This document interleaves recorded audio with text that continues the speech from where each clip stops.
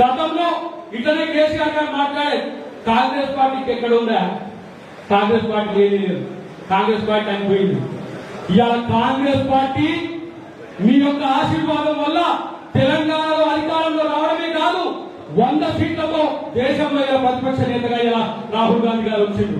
రేపటి రోజున 2029లో కేంద్రంలో కాంగ్రెస్ ప్రభుత్వం, రాహుల్ గాంధీ ప్రధానమంత్రి అనే విషయాన్ని అందరూ గుర్తుపెట్టుకోవాలి. ఈ మొండి మోడీ ఇలా ఏం చేసింది? సంవత్సరానికి 15 లక్షల ఉద్యోగాలు ఇవ్వాల్సిన పరిస్థితి ఉండే, సంవత్సరానికి 145 కోట్ల మంది ఇక్కడ ఉన్నాం.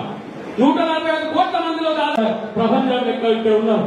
మిమ్మల్ని అందరూ చూస్తుంటే నాకు అనిపిస్తుంది ఏంటంటే 2028లో సిద్దిపేట కాంగ్రెస్ సరే, 2028లో సిద్దిపేట కాంగ్రెస్ హరీష్ రావు వదిలేసి మొత్తం అక్కడక్కడ తిరుగుతున్నాడు. కానీ హరీష్ రావు నీ క్యాండిడేట్ ఎందుకు పెట్టలేదు సమాధానం చెప్పాల్సిన బాధ్యత ఉంది.